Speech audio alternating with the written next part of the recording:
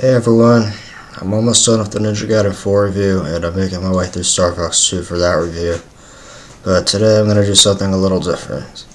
I'm introducing what I'm calling Puggy Gamer mini reviews, which are designed to waste less of your time compared to my other standard reviews.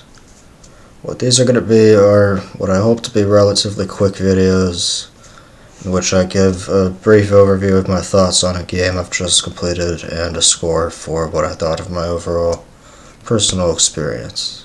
These are either going to be on games that I've only finished the main story of and not fully 100% completed, as is the case with this video, or on titles that are just compilations or collections of games I've already reviewed. Today I'll be going over one of the most revolutionary games ever made, Super Mario 64. Released as a launch title for the Nintendo 64 in 1996, Super Mario 64 is regarded as one of the earliest examples of a truly great 3D game. When this game came out, at least from what I've heard because I wasn't alive in 1996, it was the game that showed everyone how to make a 3D game. It set the bar for what 3D platformers could and should be. While there were other 3D games around this time that were still good and well received, like the original Tomb Raider on PlayStation and Sega Saturn, what set this game apart was the use of the Nintendo 64 controller's analog stick. This gave Mario full 360-degree movement with precision that just wasn't possible with a simple directional pad. This game also gave Mario some new moves he didn't have in many of the games before it, like the somersault when you move the stick in the opposite direction you're running and press the jump button, the ground pound, wall jump, long jump, dive, and triple jump. You can also punch and kick to deal with enemies, but you can still just jump on most enemies to take them out as well. Some of these moves were in other games, like Donkey Kong for the Game Boy, commonly referred to as Donkey Kong 94, which had the somersault, and Yoshi's Island, which had the ground pound, although you play as Yoshi in that game and not Mario. But regardless, it was the first time seeing these moves in action in a fully 3D environment. As for the plot, it follows the same basic structure as just about every mainline Mario game that isn't an RPG. Bowser kidnaps Princess Peach and you have to save her by jumping into paintings in Peach's castle to enter courses and collect Power Stars, which unlocks more courses and areas, and you fight Bowser a total of 3 times after getting a certain amount of stars to unlock the door to the level he's at the end of. There's 120 Power Stars in total, but you only need 70 to get to the final boss fight with Bowser and save Princess Peach and get to the credits. This is what I did. If you do get all 120, you get to go to the castle rooftop and meet Yoshi, which I haven't done before personally. I probably will fully complete this game eventually, but that'll be later on. I played this game mainly through Super Mario 3D All-Stars, which is a collection on the Switch consisting of HD ports of Super Mario 64, Super Mario Sunshine, and Super Mario Galaxy.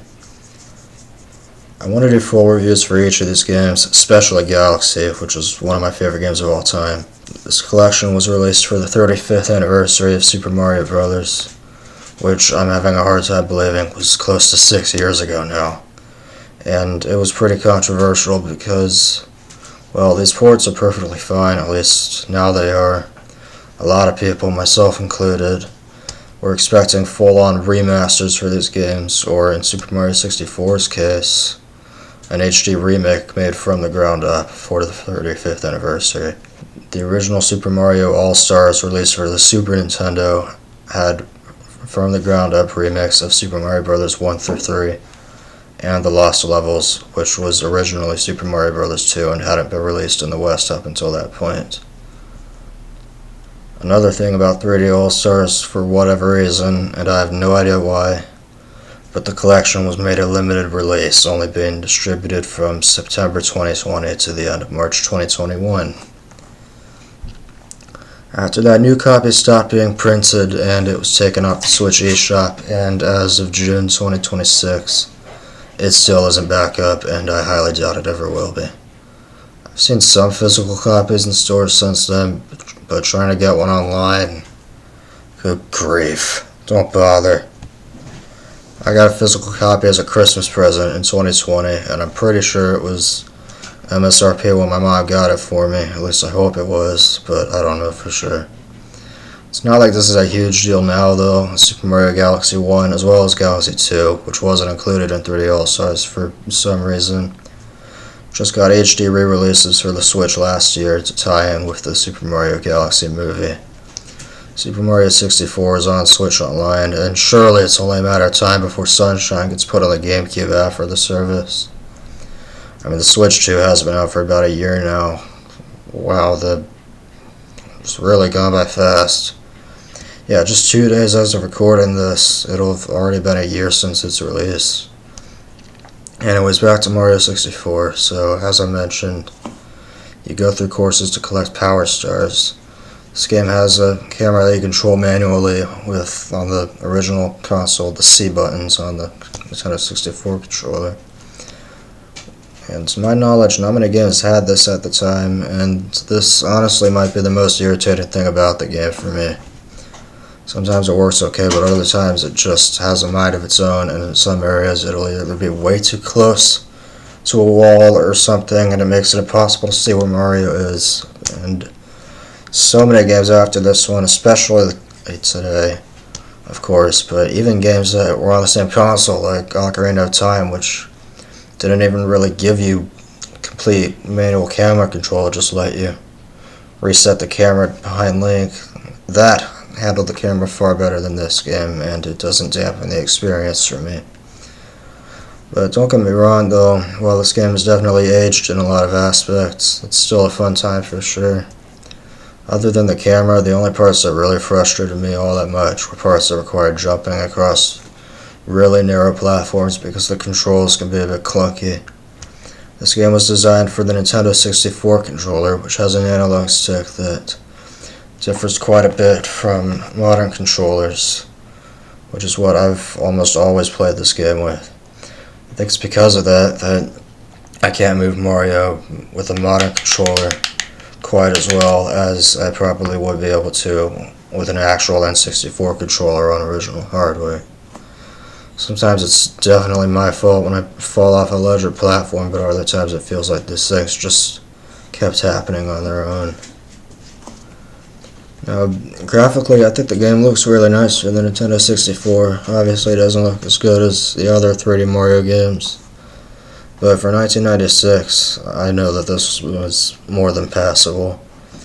There's a certain charm that I think early 3D graphics from games like this, and the original Tomb Raider, Final Fantasy VII, and of course, Ocarina of Time, and Majora's Mask, that I've always just enjoyed. These games are just nice to look at, even though they are, of course, dated and very blocky with all these polygons and everything.